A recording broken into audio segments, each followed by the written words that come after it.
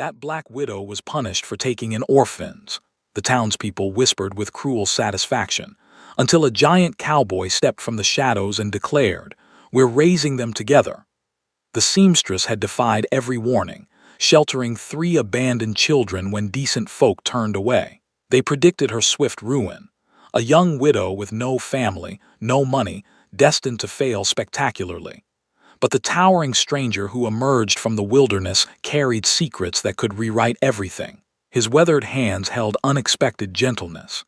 His silence concealed devastating wealth, and his proposal would either save them all or destroy what little protection she'd built. Yet beneath their unlikely alliance lurked a conspiracy that reached the highest corridors of power, where corrupt men schemed to claim what was never theirs. Would their partnership survive the storm brewing against them?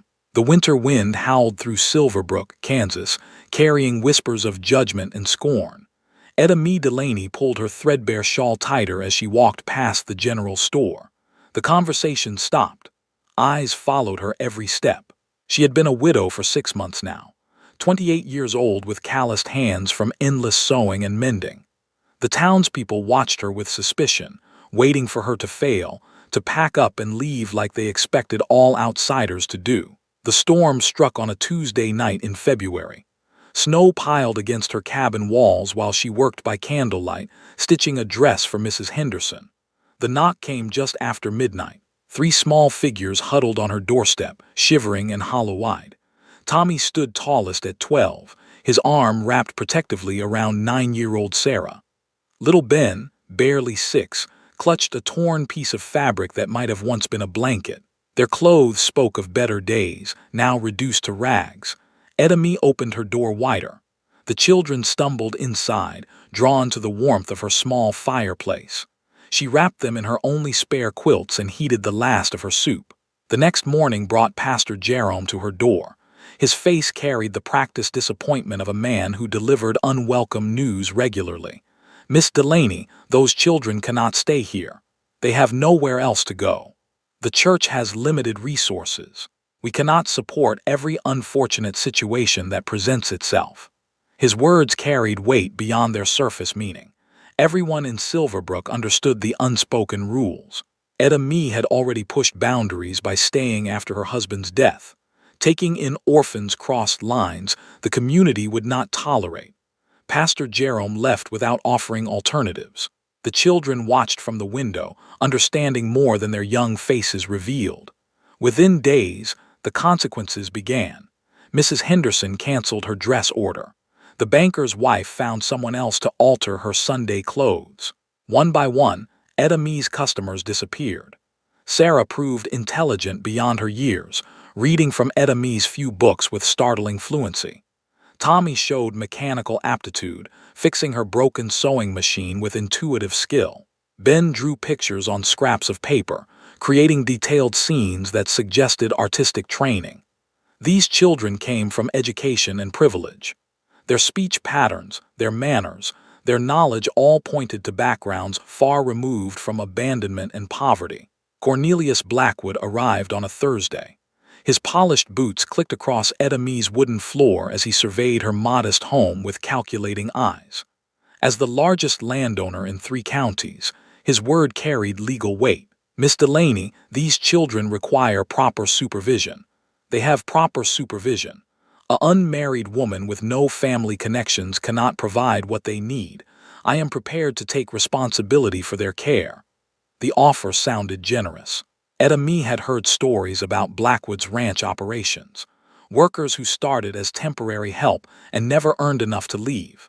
Children who began as wards and aged into unpaid labor. "They stay with me." Blackwood's smile turned cold. "The territorial judge will be visiting next month. We will discuss this matter with proper legal authority." After he left, Etta Mae found herself staring at her dwindling food supplies. Her savings had lasted 6 months.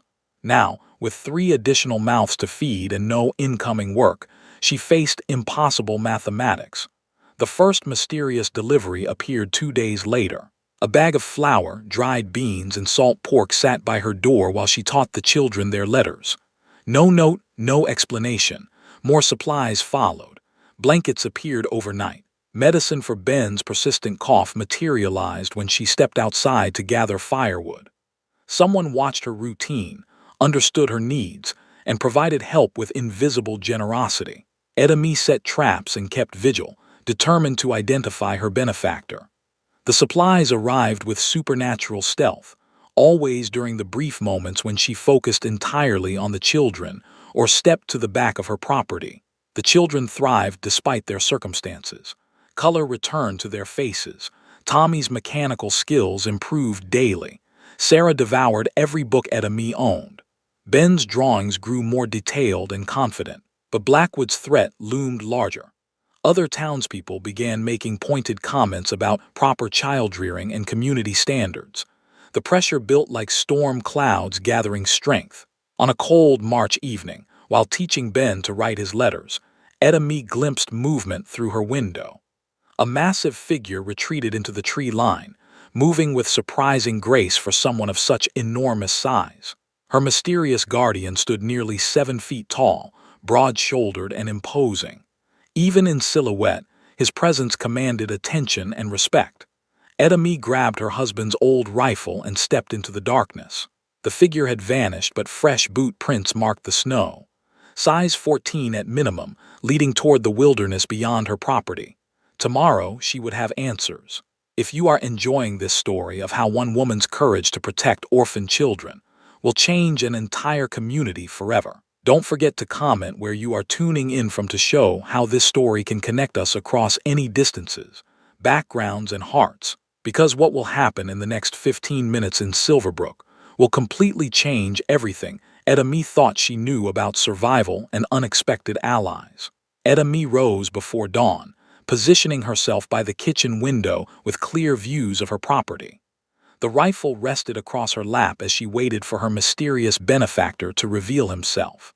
The giant emerged from the pine grove at first light. He moved with careful deliberation, carrying a wooden crate that looked small in his massive hands.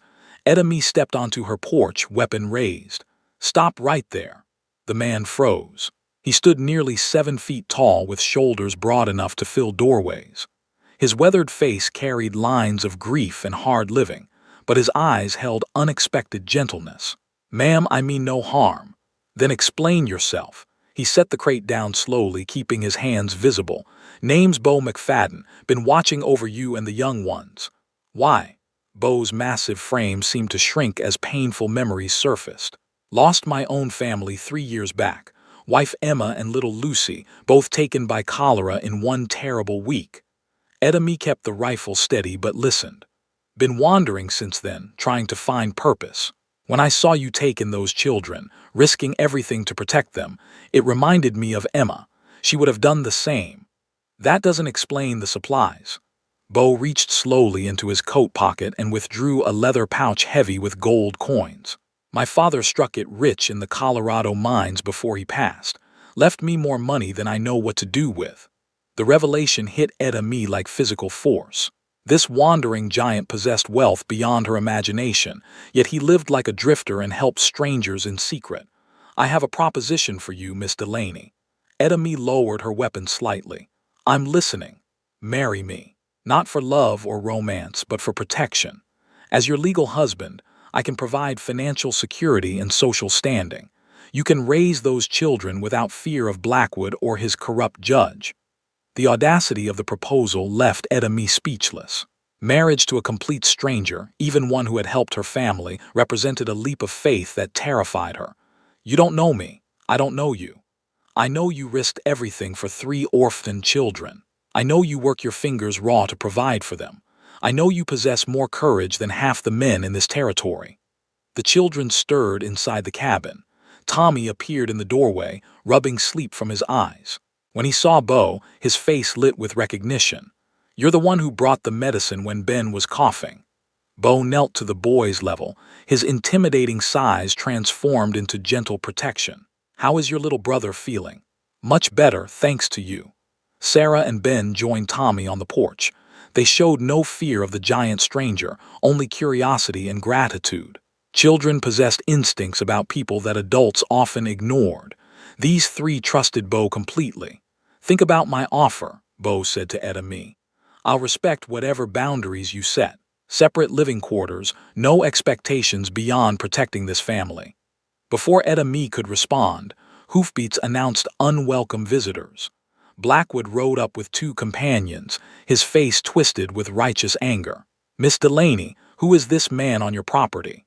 A friend offering assistance. Assistance from vagrant strangers raises serious questions about your judgment with children present. Bo rose to his full height, towering over Blackwood even while the man remained mounted. His presence commanded immediate respect and caution. Cornelius Blackwood, I presume. Your reputation precedes you. And you are? Bo McFadden, formerly of the 3rd Colorado Cavalry. I served under Colonel Morrison during the Indian campaigns. The military credentials shifted the dynamic instantly. Even corrupt territorial judges respected war heroes and their connections. These children require proper supervision, Mr. McFadden. Miss Delaney lacks the resources and social standing necessary for their welfare. That situation may change very soon. Blackwood's eyes narrowed. What do you mean? Miss Delaney has accepted my proposal of marriage. As her husband, I will ensure these children receive everything they need. Edami's heart raced. She had not accepted anything, but Bo's declaration created protection she desperately needed. Blackwood could not argue against a military veteran with obvious financial means. When did this engagement occur? Just now, Edami heard herself saying. Mr. McFadden has been courting me for several weeks. The lie came easily, born from desperation and maternal instinct. Blackwood's face darkened as his simple plan became complicated. Judge Morrison will want to verify this arrangement. Judge Morrison is welcome to review my military service record and financial statements. I assure you, everything is in order. After Blackwood left, muttering threats and promises of further investigation, Edami faced her new reality. She had committed to marrying a stranger to protect 3 orphaned children. You didn't have to lie for me, Bo said quietly. Yes, I did. Those children need protection and you're offering the only solution that makes sense. So you accept. Edami looked at Tommy, Sarah, and Ben watching from the porch. Their faces showed hope for the first time since arriving at her door. She thought of her late husband and the promises she had made about protecting the innocent. I accept your proposal, Mr. McFadden, but we do this properly, with clear expectations and mutual respect. Bo nodded solemnly. I wouldn't have it any other way, ma'am. The courthouse ceremony took place on a gray Thursday morning with only the children as witnesses. Judge Morrison performed the service with obvious reluctance, his disapproval radiating through every word. Edami wore her best dress while Bo stood awkwardly in clothes that barely fit his massive frame. The marriage certificate carried legal weight that transformed everything instantly. Edami McFadden possessed social standing that her maiden name could never provide. The children gained protection under the law that even Blackwood would struggle to challenge. Bo constructed a second cabin 50 yards from the main house within 3 days. His carpentry skills impressed Tommy, who watched every hammer stroke with fascination. The boy possessed natural mechanical aptitude that proper guidance could develop into genuine expertise. Can you teach me to build like that? Would be my pleasure, son. The word son carried weight that surprised both of them. Tommy beamed with pride while Bo realized how much he missed having a boy to mentor. Sarah discovered Bo's hidden library during his second week on the property. The wooden crate contained volumes of poetry, philosophy, and classic literature that revealed depths beyond his rough exterior. Emma had been a schoolteacher, and reading to her had become his greatest pleasure during their brief marriage. You have wonderful books. They belong to my late wife. She would want them read and appreciated. Sarah handled each volume with reverence. Her advanced reading skills suggested education far beyond what orphaned children typically received. Questions about their background multiplied daily. Ben showed no fear of Bo's intimidating size. The youngest child climbed onto the giant's lap during evening meals, sharing drawings and stories with complete trust. Bo's gentle responses revealed a man transformed by fatherhood, even the unexpected kind. The community reaction split along predictable lines. Church ladies whispered about hasty marriages and improper arrangements, Working families with children of their own began defending Etta Mee's choices. The divide reflected deeper tensions about change and tradition in a frontier town. Mrs. Patterson approached Etta Mee at the general store 3 weeks after the wedding. Her own 4 children had befriended Tommy, Sarah, and Ben at the schoolhouse. "Your children are remarkable, Mrs. McFadden. Well-mannered, intelligent, and kind to the younger ones." "Thank you. They're adjusting well to their new home." "Where did they come from originally?" The question everyone asked but few voiced directly. Etta Mee had no good answers. The children remembered fragments of their past but nothing concrete about family or origins. They were abandoned at the church during the winter storm. Everything before that remains unclear. Mrs. Patterson nodded sympathetically, but her eyes held curiosity that others surely shared. Blackwood's harassment escalated gradually. He filed complaints about property boundaries and livestock regulations. His men rode past the McFadden property at all hours, creating an atmosphere of intimidation and surveillance. The territorial judge arrived in April with official paperwork and serious accusations. Judge Morrison carried himself with the authority of federal appointment, but his loyalties clearly aligned with local power structures. "Mr. McFadden, questions have been raised about the legitimacy of this marriage and the welfare of the children involved." "What kind of questions?" "Whether this arrangement serves the children's best interests or merely provides convenience for the adults involved." Bo's military bearing never wavered under pressure. Years of commanding men in dangerous situations had prepared him for challenges to his authority. "Judge, my wife and I provide these children with food, shelter, education, and love. Their welfare improves daily under our care. Mr. Blackwood suggests they might benefit from more structured supervision. Mr. Blackwood's suggestions serve his interests, not theirs." The verbal sparring continued for an hour. Judge Morrison probed for weaknesses in their story, while Bo deflected every challenge with patient determination. Etta Mee watched her husband protect their family with skills she was only beginning to understand. After the judge left, Bo revealed disturbing intelligence from his military contacts. Someone had been making inquiries about the children through official channels. Questions about their identities, backgrounds, and potential inheritance rights. Inheritance rights? Children don't get abandoned accidentally, Etta Mee, especially not children with their education and manners. Someone wanted them gone for specific reasons. The implications chilled her. If the children possessed inheritance claims, their abandonment became calculated crime rather than tragic circumstances.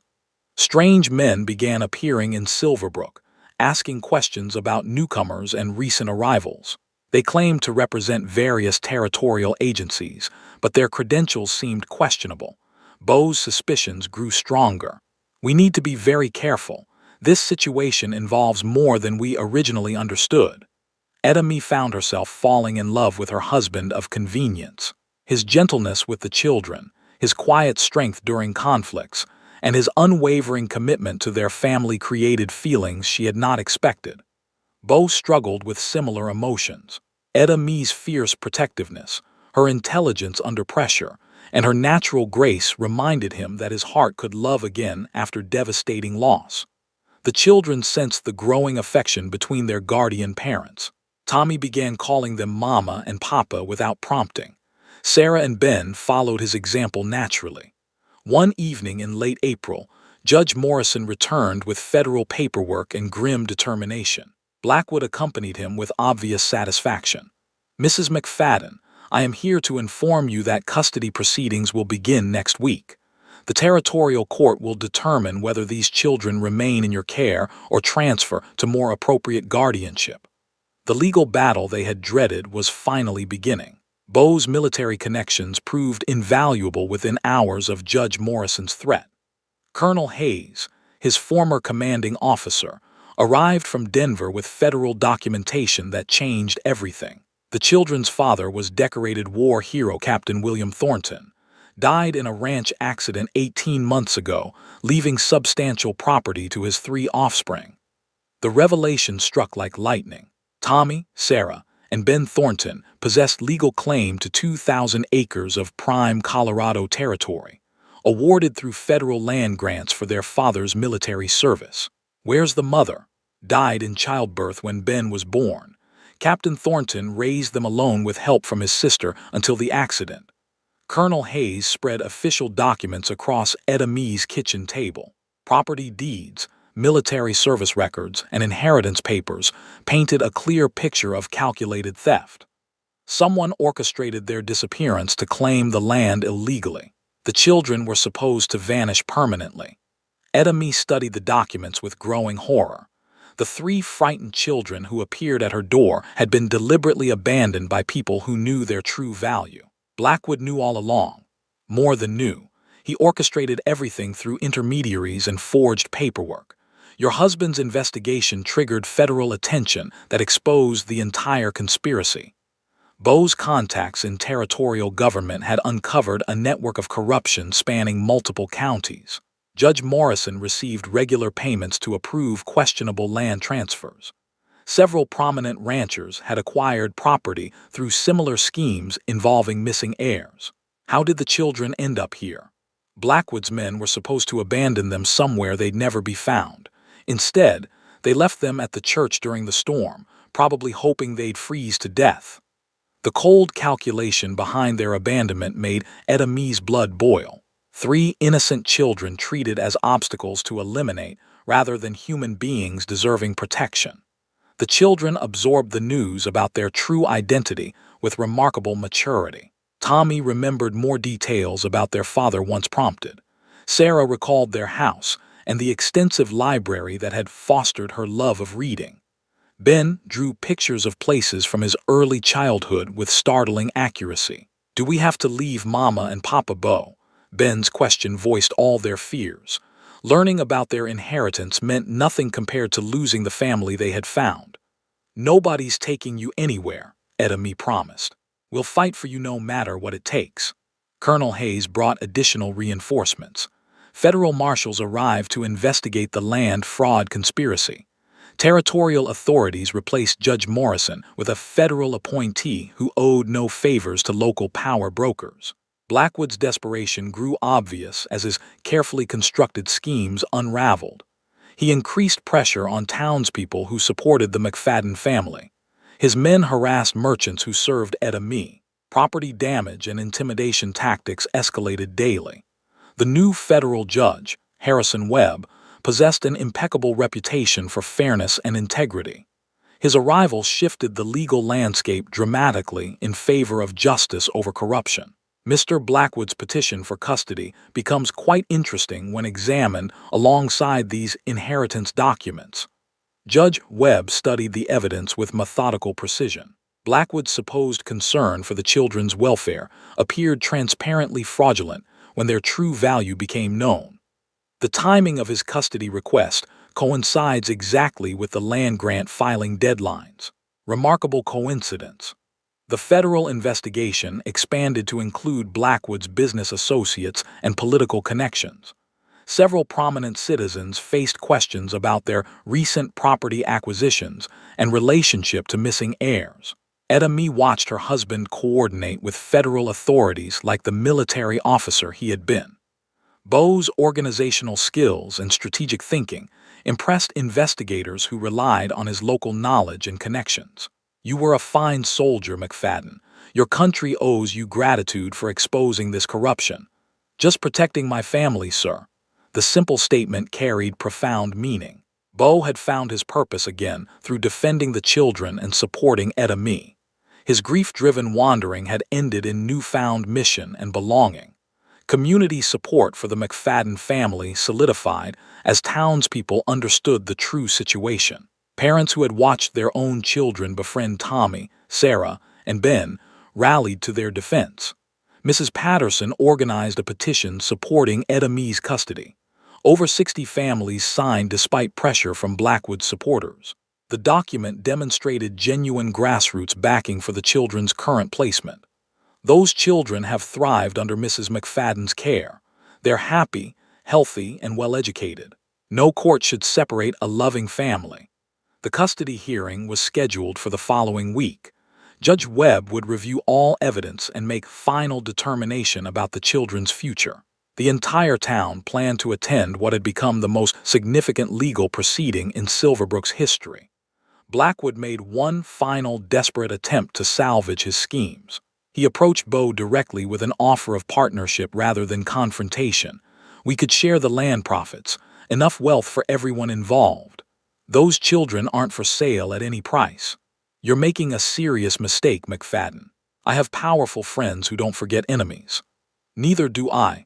The threat carried no weight against a man who had faced Confederate artillery and Cheyenne war parties. Blackwood's intimidation tactics meant nothing to someone who had already lost everything once and rebuilt his life around protecting others. The night before the hearing, Edemy found herself more nervous about the children's testimony than the legal arguments. Tommy, Sarah, and Ben would speak for themselves about where they wanted to live and who they considered family. Their answers would determine everything. The courthouse overflowed on Monday morning with citizens from 3 counties. Every seat filled while dozens more stood along the walls. Judge Webb commanded immediate respect as he reviewed the mountain of evidence spread across his bench. Blackwood entered with 2 expensive lawyers from Kansas City. His confident demeanor masked growing desperation as federal marshals took positions throughout the courtroom. The corruption investigation had reached levels that threatened his entire empire. Edemy sat beside Bo at the plaintiff's table, her hand trembling slightly as she watched the children take seats in the front row. Tommy wore his best shirt while Sarah had braided her hair carefully. Ben clutched a small wooden horse that Bo had carved for him. Judge Webb began with a summary of the evidence. He outlined the inheritance fraud conspiracy with methodical precision, connecting Blackwood's custody petition to the illegal land grab scheme. The courtroom murmured as the full scope of the corruption became clear. Mr. Blackwood, your sudden concern for these children coincides remarkably with filing deadlines for their inheritance claim. Please explain this timing. Blackwood's lead attorney objected repeatedly, but Judge Webb pressed forward with uncomfortable questions. The federal judge possessed authority that local corruption could not influence or intimidate. Your Honor, my client has always prioritized child welfare above personal considerations. Indeed.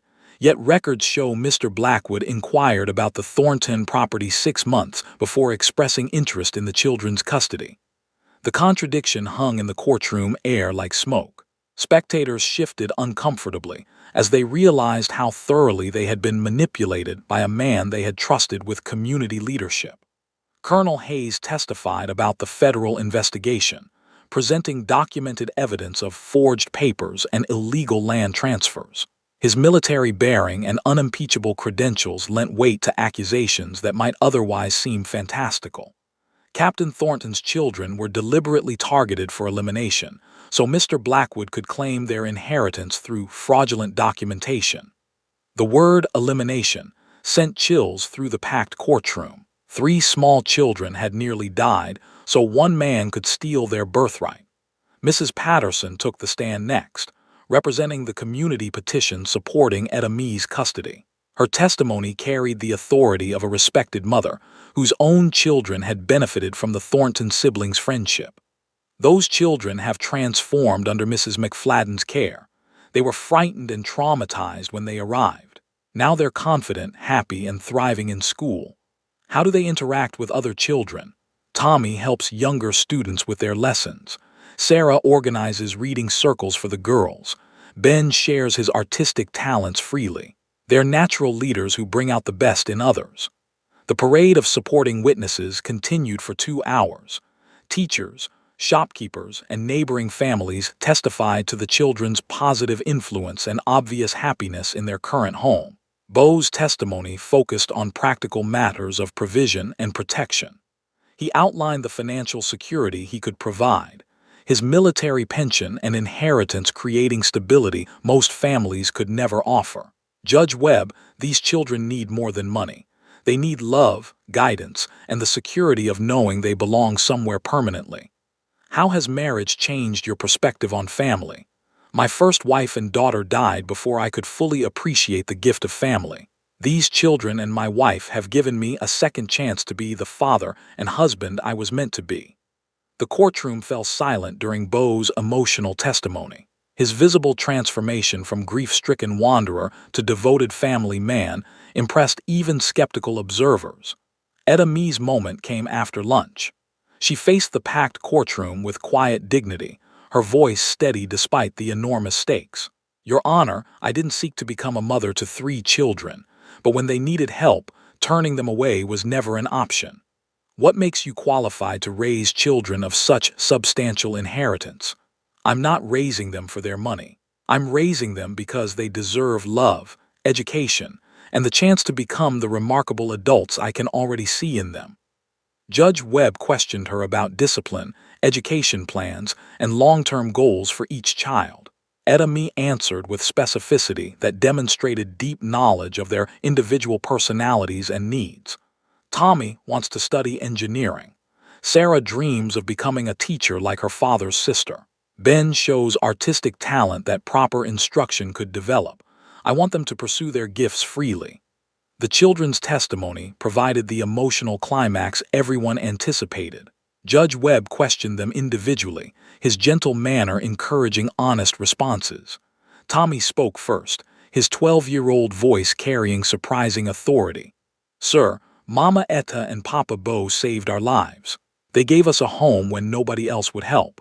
Do you understand you have significant inheritance rights?" "Yes, sir, but money doesn't make a family. Love makes a family." Sarah's testimony brought tears to several spectators. "Before we came to Mama Etta, I thought we'd never be safe again. Now I know what home feels like." Ben's simple declaration cut through all legal complexity. "I want to stay with my mama and papa forever." Judge Webb called for closing arguments as afternoon shadows lengthened. Blackwood's lawyers made desperate appeals about proper supervision and community standing, but their words rang hollow against the children's clear preferences. Federal prosecutor Samuel Mitchell delivered the final statement with devastating precision. "Your Honor, this case represents a choice between love and greed, between justice and corruption, between protecting children and exploiting them." The courtroom held its breath as Judge Webb prepared his verdict. Judge Webb rose from his bench as silence blanketed the packed courtroom. His weathered face revealed nothing as he surveyed the crowd before delivering his verdict. "In the matter of custody for Thomas, Sarah, and Benjamin Thornton, this court finds overwhelming evidence of Mr. Blackwood's fraudulent conspiracy to steal their rightful inheritance." Blackwood's face drained of color. His expensive lawyers shuffled papers frantically, knowing their case had collapsed completely. Furthermore, the children have clearly expressed their desire to remain with Mr. and Mrs. McFadden, who have provided exemplary care despite difficult circumstances. Etta Mee gripped Bo's hand as tears filled her eyes. The children sat forward in their seats, holding their breath. "Custody is hereby awarded permanently to Bo and Etta Mee McFadden. The Thornton inheritance will be managed through federal trust until the children reach majority age." The courtroom erupted in celebration. Mrs. Patterson led the applause while dozens of supporters cheered the victory of justice over corruption. Tommy, Sarah, and Ben rushed to embrace their parents as the legal battle finally ended. Judge Webb continued over the noise. "Mr. Blackwood, you will face federal charges for fraud, conspiracy, and child endangerment. Your property holdings are frozen pending complete investigation." Federal marshals approached Blackwood's table with arrest warrants. The man who had terrorized the community for years looked suddenly old and powerless as handcuffs clicked around his wrists. The celebration moved from courthouse to Main Street as townspeople surrounded the McFadden family with congratulations and support. Children who had befriended Tommy, Sarah, and Ben danced around them with pure joy. Pastor Jerome approached Etta Mee with obvious shame coloring his features. The same man who had refused help during the winter storm now sought forgiveness. "Mrs. McFadden, I owe you an apology. I let fear and prejudice cloud my Christian duty. Pastor, we all make mistakes. What matters is learning from them." Her gracious response impressed observers who might have held grudges for such treatment. Etta Mee's character had been tested by fire and proven unshakable. Colonel Hayes presented official documentation transferring the Thornton property to federal trust management. The 2,000 acres would generate substantial income for the children's education and future needs. The land includes mineral rights and water access. Your children will never want for anything. They already have everything they need, Bo replied. Love, security, and family. The months that followed brought remarkable transformation to both the McFadden household and Silverbrook itself. Tommy's mechanical aptitude flourished under Bo's guidance as they built improvements to their expanding property. Sarah established a lending library using books purchased with trust fund money. Children throughout the county benefited from her passion for reading and education. Her dream of becoming a teacher grew stronger daily. Ben's artistic talents attracted attention from traveling merchants who commissioned drawings of local landmarks. His detailed sketches captured the beauty of frontier life with remarkable skill for someone so young. Etta Mee discovered pregnancy 4 months after the custody hearing.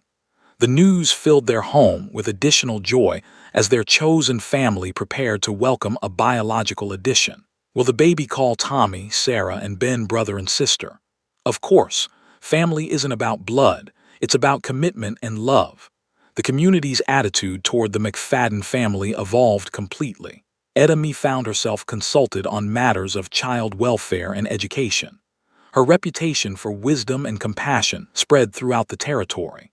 Bo used his military connections to establish a school that welcomed children regardless of background or social standing. The institution honored his late wife Emma's memory while providing opportunities for frontier families. Blackwood's trial in federal court resulted in a 20-year prison sentence for conspiracy and fraud.